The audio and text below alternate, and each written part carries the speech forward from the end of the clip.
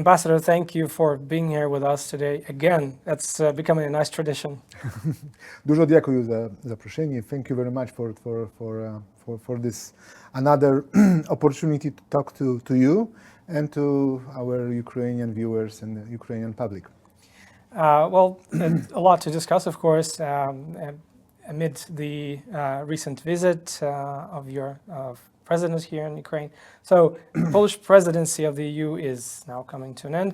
How would you summarize it overall? I mean, from the Ukrainian perspective, unfortunately, the main thing was not achieved for us. We did not open the first negotiation clusters on membership due to the blockade of Hungary. Is maybe there a chance to do this in the near future, for example, during the Danish presidency in the second half of this year? Well, last chance for it was last week when actually Hungary blocked the opening of the first cluster, first chapter of the negotiations, so-called fundamentals. So from the perspective of the public, it might sound obviously this is the major disappointment for the position of Hungary, and also for us major disillusionment and again disappointment. But I believe still that even for Ukraine, the Polish presidency in the European Union was also kind of a story of success. We adopted sanctions on 17th package of sanctions for Russia, sanctioning Russia individuals and companies that are involved in this supporting these heinous and atrocities of the war. We were working towards the end of the presidency to prepare next package, 18th package, that will be hopefully adopted quite soon. We were working towards the main goal of our presidency was the words Europe, security for Europe, was also achieved in the form of creating funds for defense industry in Europe. So programs like SAFE, like Rearm Europe were created and adapted under our presidency, under our kind of organizational role. We should remember that the presidency nowadays is more like organization rather than leading role. But still, we are quite proud of that we were able to support that, to speed the process of adopting this defense industry funds, which, by the way, Ukraine will be able to use to the benefits of its soldiers, producing manufacturing the industry tools, defense tools to the benefit of the soldiers on the front line. So we are quite happy with that. We treat it as a success.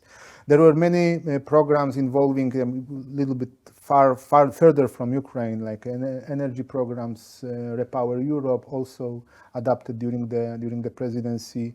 But also the so-called Eastern Shield in Poland as a line of defense for the possible defense of European Union against the Russian invasion. So there are many issues that were actually a story of success of this presidency, and we should not. What we learned during the presidency, that the constant diplomatic push is needed to overcome the blockade of member states, and I believe that we witnessed some successes in it.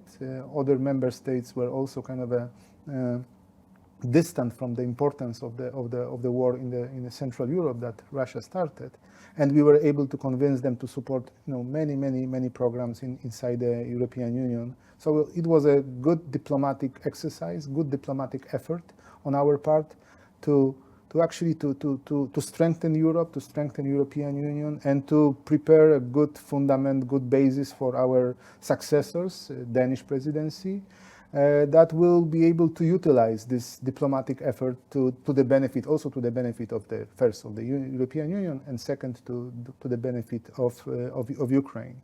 Even with not opening the first cluster, we were able to organize maybe less formal talks, negotiations, and working processes inside the Union that will speed up when eventually the clusters will be opened during the, let's hopefully in the next month. This will utilize Polish effort, Polish diplomats in Brussels and in member states' efforts to facilitate the speedier, quicker adoption of this opening of the clusters. Now another political question. It's for our audience to maybe understand a little better the political landscape in Poland, because as we all heard during the campaign, the new president-elect Karol Nawrocki was critical of the ideas of Ukraine's NATO and EU integration, while we know that the government and the ruling coalition are pro. So does it mean that Warsaw will still speak in one voice on these issues, or there are going to be some further confusion in this regard? How would you explain this? It depends what you mean by one voice. There is a voice of pre-campaign, there is a voices of campaign, there is a voice of the government, there is a voice of the current president, Andrzej Duda. And I believe and I see and I hear that this is one voice actually. The government and the president express it's not only a political position, but also kind of a national strategic Polish interest that Russia has to be defeated during this war. That Ukraine has to needs to remain free, democratic, independent, sovereign country, possibly within the fullest of its territory, the territory that is kind of internationally recognized. So that's not a political voice, that's a strategic voice of Poland that is still the same, that remains as an expression of our not only Ukrainian interest but our own interest. If Ukraine were to lose the war or lose its sovereignty, that would mean immediate and very immense danger, dramatic danger for our own security. So I don't think that there is that anyone would challenge that importance of Ukraine remaining victorious, remaining, as I said, free, independent, and democratic. So that's one way to put it. I can only quote President Andrzej Duda from his appearances, from his words during the visit. The position changes when you sit actually behind the presidential desk and you look at the wholesome of the whole situation, the whole strategic situation of Poland, and maybe that will be also I strongly believe that will be also a situation here in Poland when the new president-elect will assume his duties in the beginning of August. So how would you shortly describe a model of Ukraine-Polish strategic partnership? Is there a term to define it in a paragraph? Our security is indivisible. Again, victorious, free, independent Ukraine means security, means safety, means stability for Poland, and in the broader sense for the Central Europe, and even for the whole of Europe. So that's the fundament of our understanding the situation. This was the fundament of the Poland jumping to defense of Ukraine in the beginning of the full-scale invasion. That was the kind of a mechanism, the understanding of our strategic understanding that Kyiv must not fall, Kharkiv must not fall, Odessa must not fall, must not be captured by Russia, and that's why from the very, very first hours and days, we were sending tanks, we were sending armored vehicles, we were sending Krabs, famous artillery, so effective on the front line, with this idea behind in our heads, in our hearts, that Kyiv must not fall. And I believe it's still there. The war continues, unfortunately, after 3 years. And although we we are maybe not on the level of the transfer of equipment as we were in the beginning. There are still many facets of Polish assistance, military assistance to Ukraine, maybe less heavy in terms of tanks and artillery, but nonetheless still very much important. Communications, intelligence, trainings, financial and military assistance is ongoing. There are more than 30,000 Ukrainian soldiers that were trained. We are, of course, maintaining and securing the hub in Rzeszów, which is the main gateway for the military assistance that is flowing into Ukraine through Poland. We are very much, and that has to be said very, very strongly. We are proponents. We are advocates of Ukraine being a part of European Union, as we discussed before. Also, we are maintaining our position that this is important for NATO to maintain the open door policy, that Ukraine is on its path to the future membership in NATO, because it's only Ukraine authorities, Ukrainian people, to choose their own fate, to choose the politics, the strategies of their country, of their state, and no one should be able to prevent that. As it was desire of Poles in the 90s to join NATO and European Union, right now it's a desire and strong political will of Ukrainians to join European Union and NATO. And I don't see any force to prevent that future membership. And so in a sense, Polish position has not changed in the strategic dimensions. One of the very important issues in our relations is history, definitely. I remember in our previous interview you referred to Christian values and how important it is to respect, first of all, the families of the dead. And you called for, you expressed hope for the resolution of those issues on permits, on exhumation. How would you assess the current progress in these exhumation works, new permits, and do you think Ukraine is now showing willingness to address those historical dilemmas amid the ongoing war that's going on right now? It's interesting that you recall the first interview in October, November, when we were talking about our hopes. I was talking about my hopes for how to settle this issue, how to open the conversation, how to actually navigate this very delicate and troubling issue. We mentioned Christian values, all this civilizational heritage that Ukrainians and Poles share, that families should be able to bury the remains of their relatives. And a few months later, speaking June, I'm happy to report that what we said a few months ago, it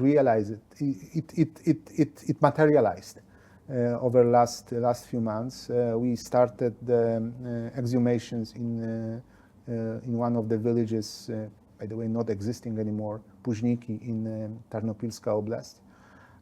We are preparing another exhumations in Lvivska Oblast. So, by the way, we are kind of opening ways and formalize the exhumations in Poland, where there are remains of the Ukrainian people are found, and they have to be exhumed and properly buried. So the process of the kind of a administrative process is completely opened.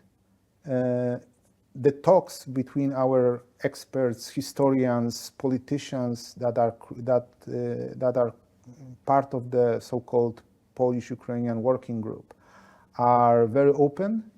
I'm very optimistic that the process will continue.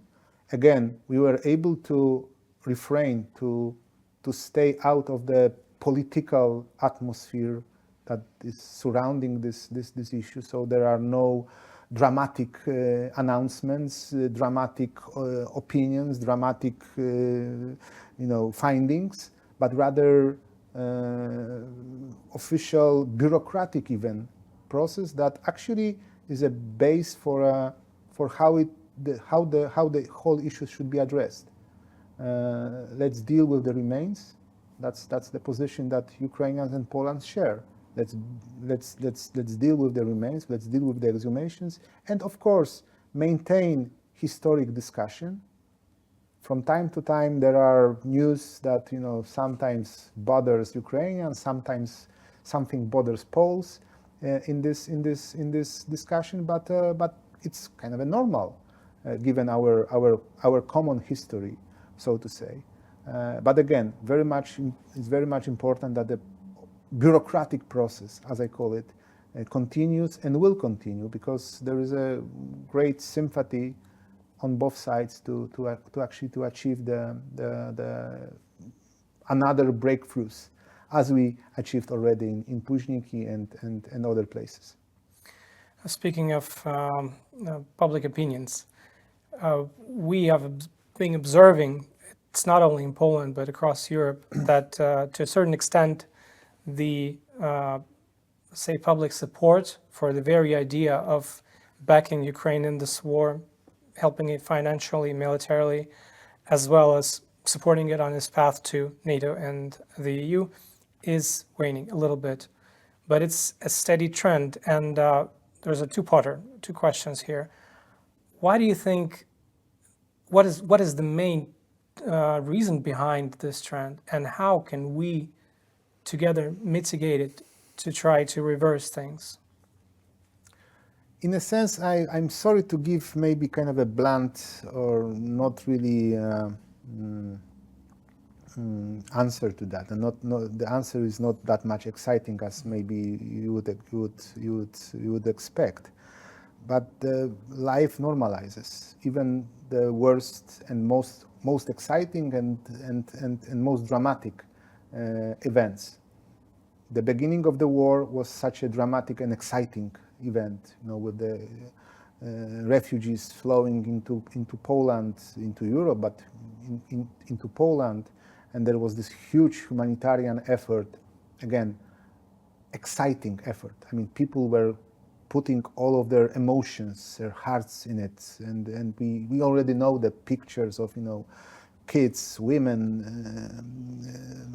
elderly people, sick people who were transported, who were seeking refuge in Poland. And the Polish response to that was dramatic, exciting, but 3 years later, I think it's a normal thing that even most dramatic events are kind of being normalized, kind of becoming a part of life. And we can say many things about it, but it's just normal. It's just the life, it is what it is. There are dramatic events outside Ukraine in the world that are catching the attention of the public, and well, I'm not to judge whether it's good or bad. It's just a fact of life. What is important, and I believe it's still there. There is a understanding, even in these normalized conditions. There is an understanding in a great portion of the Polish society, in the Polish public, also overwhelmingly in the Polish kind of a political elites, still, that, as I said in the beginning, Ukraine has to remain free, democratic, independent, not under occupation, not under brutal authority of Kremlin. And so you have maybe less exciting public understanding of it, and the strategic decisions of many people in Poland and in Europe, broadly, in a broader sense, that Ukraine needs to be supported. I'm not a sociologist by any chance, but by any meaning. But even when you look at the details of such polls, they are conducted also in Ukraine. People, almost the same number of people wants the end of the war and wants the Ukrainian victory. So it's sometimes it's a little bit difficult to actually, when you ask people in the street to tell something meaningful, they are using their very recent emotions, maybe events from their lives, to give the answer that it very much applies to the strategic things. And that's why I'm not in favor of really discussing the insights of such polls, because they might be misleading, and sometimes they might be contradicting. The answers might contradict each other. So that's a kind of my general feeling about the issues like you are asking. Again, I very, very strongly stress that and repeat that. Poland, Lithuania, Estonia, Latvia, Czechs, Slovaks, they have a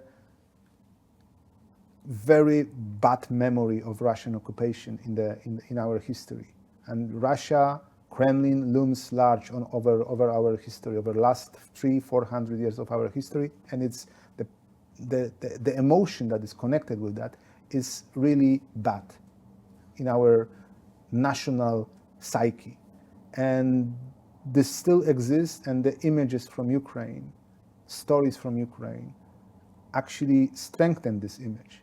And we are, when asked, I mean, there is no Polish citizen, or not a single Pole who would say that Russia occupation is good, actually. So it's a very, sometimes the question is so deep, so complicated, that if you want to base your answer on just a question from the public opinion poll, it might be very misleading. We should not, and we don't, underestimate Russia in terms of manipulating public opinions, of course.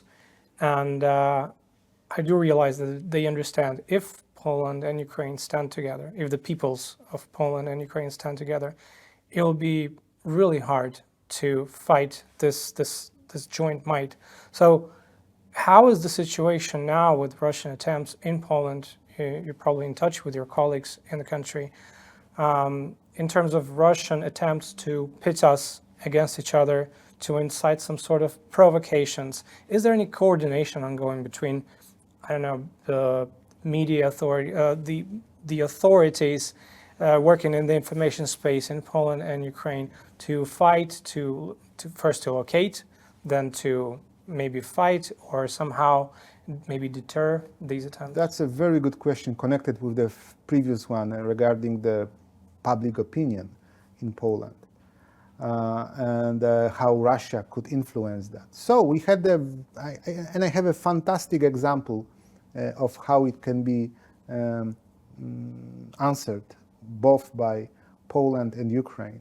So after Puźniki exhumations, there was on one of the websites, there was a short film showing a person looking like one of the archaeologists working in Puźniki, Professor Rosowski, speaking in a very clear way that Ukraine blocked exhumations. That was a shock. That was a shocking movie, because actually I know the person. The image was very natural, very real, looking very real, but the voice was the same. Of course, this was an AI fake, typical one. Immediate reaction of not only Polish and Ukrainian ministries of culture, which are responsible for this process, but also influential Polish politicians and Ukrainian politicians, public figures, YouTubers, was immediately to reject this fake, this Russian fake, and after just a few hours, maybe even without a big coordination between between us, it was completely rejected and discovered as a very malicious influence, as a work of Kremlin, basically. So we don't even need the big formal official cooperation in that, because this is in us to be suspicious of everything that seeks to sow division among Poland and Ukraine. This is kind of a natural reflex of Poles and Ukrainians to reject this kind of influence operation. So, based on that example and few others as well, I'm still optimistic that we cannot be divided. That we understand that we, both Ukrainians and Poles and the others in Central Europe, understand how important it is to stay together, to stick together, and to defend militarily, but also kind of in an information space and so on. I don't see a chance that we will be divided to the level that it would actually influence our strategies, our main politics. Well, one of the factors that contributes largely into keeping awareness high in Poland about the things that are going on in Ukraine is the massive number of Ukrainians living in Poland. Yes. Poland has long become a humanitarian hub for those fleeing the war, especially at its very outset. And it welcomed so many Ukrainian families, mostly women and children. And just recently, our ambassador to Poland noted that they are actually integrating rather well, that contributing to Polish economy. But still, the question is, are there any plans, maybe ideas to change their status, their social protection status, especially those who are vulnerable, who still need it in Poland? Well, first is that we should, and thank you very much for giving me the space to say that. By the way, I should also be speaking to the Polish media about it, maybe more.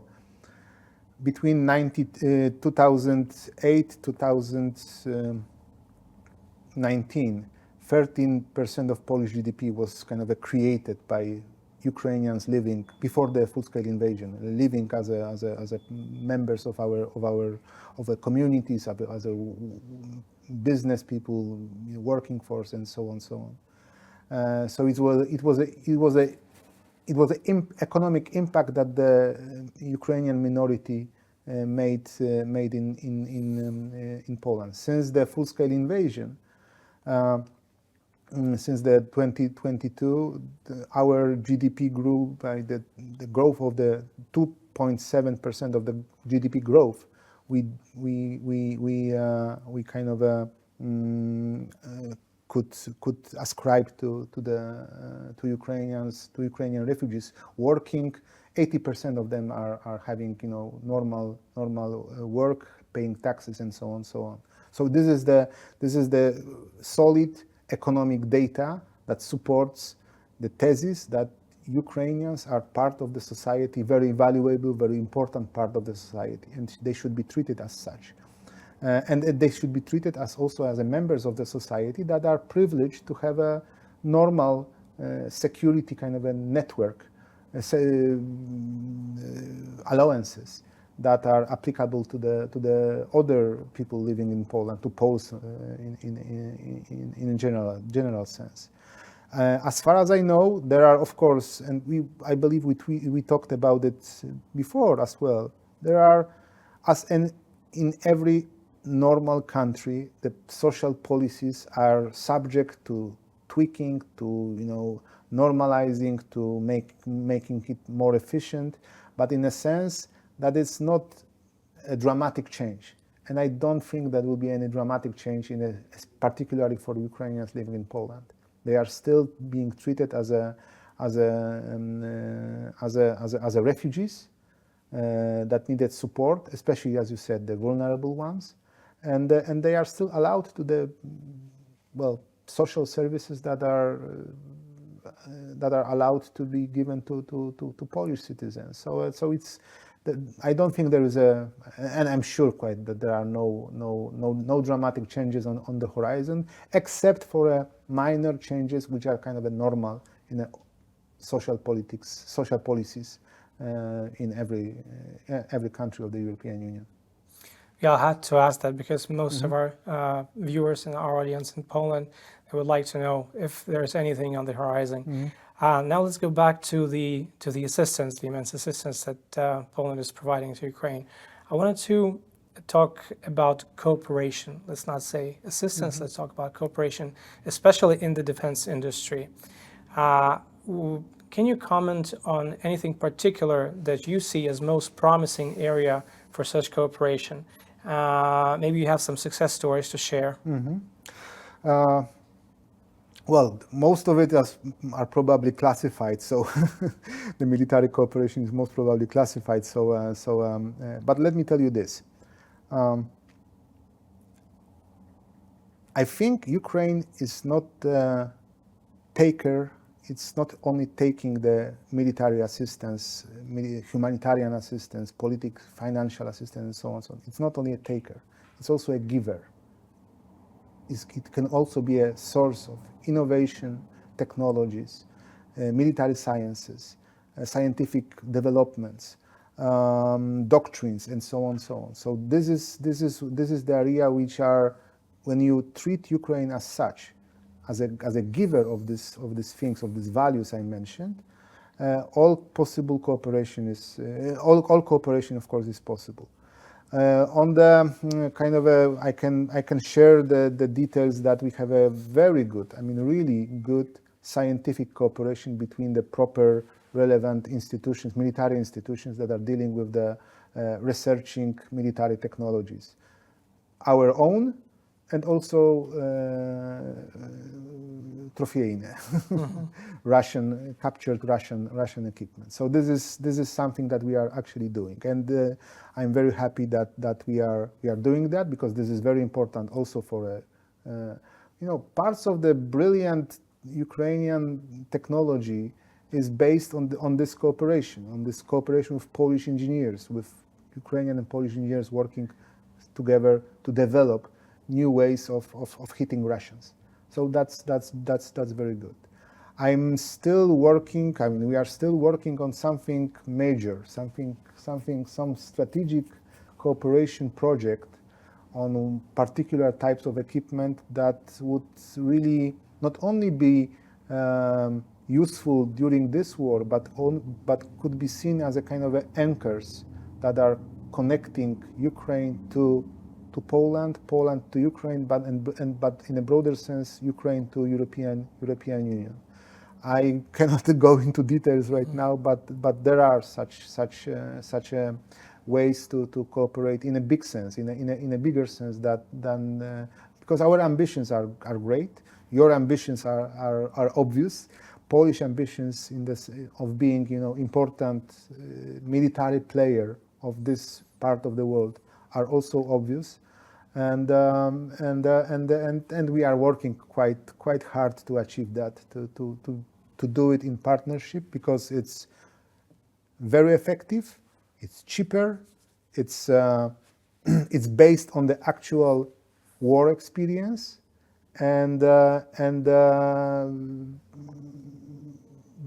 war-like situation is, for us, for a Central Europe, is a kind of a predictable future for us. So we must not lose the opportunity to prepare for these war-like scenarios for the future, because, well, Ukrainian example teaches us that everything is possible, everything worst is possible from Russia. So yes, we are still delivering packages of this normal things, ammunition, armaments, all kinds of equipment is still going. Maybe not on the scale, as I said before. Not, Poland delivered is still the leader in delivering tanks for Ukraine. More than 300 tanks were delivered only by Poland. So you see the whole picture is very, very kind of bright when it comes to our own military-industrial relations. But again, we do not rest. And I believe that the common production of various heavy stuff is possible and it's ahead of us. Speaking of cooperation in a broader way, in economic cooperation, there's potential for significant growth. There might be new supply chains, infrastructure projects, of course, post-war recovery that's already actually ongoing, even amid war. What's the Polish side's vision on the new economic initiatives and projects, especially in the border regions? Well, on the one hand, it's simple because our geographical position gives us exclusive ways to cooperate with Ukraine. On the other hand, it's much more complicated, not harder, but kind of complicated in a sense that there are more than 3,000 companies, Polish companies, present on the Ukrainian market from before the war and even currently. There are the efforts of reconstruction that has not started yet because the war is ongoing. So the actual reconstruction will actually start after the possible ceasefire. We are preparing in a very broad sense. We are creating kind of a reconstruction environment, tools that will be very much useful for Ukraine and for Poland in the nearest future. So we are opening the Polish development banks, Bank Gospodarstwa Krajowego, which is the Polish National Development Bank. We have 2 Polish insurers present in Ukraine, one private, one state-owned, so-called corporation of state insurance, state corporation of insurances for the foreign investment, KUKE. The private banks are already were present before the war. We have a major development agency, kind of a semi-state-owned fund called Solidarity Fund, working on the various projects, mostly connected with the helping Ukrainian veterans, by the way, which is a crucial topic for me personally and for our embassy and for Polish actually assistance to Ukraine. So you have tools, you have I'm not talking about number of companies, I'm talking about number of associations of companies that are present here in Ukraine. There are at least 3 that are working on connecting Ukraine and Polish businesses. Of course, the agriculture story is a little bit complicated, as you know. Ukraine, being a future member of European Union, is also a challenger of the current agriculture kind of architecture of including Poland. But I hope we will manage that too, with our capabilities of processing agriculture goods, agricultural resources, combining it with Ukrainian capabilities of producing resources. There is a great potential for cooperation in that. So there will be many there are many opportunities. There are few challenges ahead of us in terms of economic cooperation. But the reconstruction of Ukraine will be conducted in Ukraine, but will be based in Poland. And that's what makes us so close and so important for each other. You noted an interesting thing. You said that Poland, and as I believe maybe also the whole eastern flank, are pretty much bracing for a potential contingency in the region. So does Poland explore the ideas of developing some multilateral, or let's say trilateral, like the Lublin Triangle formats, which would include security component and which would also include Ukraine, to better protect and potentially defend the region, not only about deterrence, but potential war fighting? Is there any idea that this format, any format of this kind, should be developed or created? Well, this war teaches us that the architecture of formats might change very rapidly. Look, for instance, at this Visegrad V4 that we are still trying to keep afloat, keep alive, but of course the position of at least one country in this format is not very much not very much kind of oriented towards the cooperation when it comes to security issues, when it comes to Ukraine.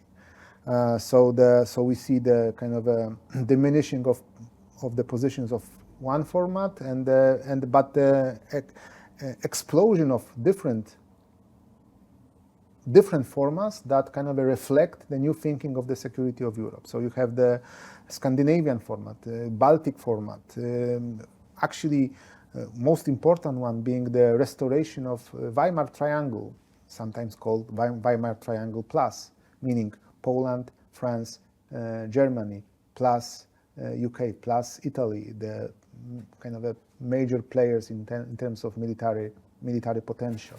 And you see this, well, the names are quite sometimes funny, the Big Five, meeting meaning the prime ministers, head of states, meeting in The Hague, just recently with Prime Minister Tusk attending it in The Hague, in Kiev a few weeks ago. So that means that Poland is at the center of the creating the maybe not the new architecture of security in Europe, because we have still NATO. This is the fundament of our security and architecture, but trying to creatively participate and create formats of cooperation that are that are designed to better protect us and also help Ukraine to become a part of it, future part of European Union, future part of NATO as well. To wrap this interview up, I'd like to ask you a question as a former journalist and a former military and a diplomat. How would you assess the latest visit of your president to Ukraine? It was like a landmark visit, a farewell visit, but how did you see the coverage of that visit in Poland, and how did you see it from Ukraine as the one welcoming your president here? I do not dare to talk about the general reception. I can only speak of my personal one, and that was I can sum up this visit with the words moving, very moving one, very emotional one. It was indeed farewell visit of President Andrzej Duda, but especially the ceremony of the award of the families and soldiers, and President Duda, who received the Medal of Freedom from President Zelensky on the Sofijski Platz, was actually a very moving one. President was moved, was very emotional about the fact that he received the medal right after right after the Ukrainian soldiers, but also right after families of fallen heroes, especially the mother and the child. You remember maybe this picture of the wife, I believe, of the fallen soldier, The widow, yeah. with her kid coming to President Zelensky. That was. I was standing in the group of ambassadors, and our delegation was there. President was at the podium. President Duda was at the podium, and the diplomats were kind of standing in the line. And believe me, a lot of us had tears in our eyes. And then President Duda receiving the Order of Freedom, the highest, I believe, the highest Ukrainian medal given to the foreign citizens, was again very moving, very moving ceremony. That was, and the President Duda expressed it in a very nice way, that he's not the only one receiving this medal. It's actually the Polish nation that helped Ukraine so much, opened hearts, homes in 22, and they really deserve that. This highest appreciation from Ukraine, and that was something that definitely I will remember from this visit. Well, thank you, Ambassador, Thank you very for much. being with us today. It's a really high note after that such a big visit to have this conversation with you, and I hope to see you again here at Ukrinform. Thank you very much. Thank you. Thank you.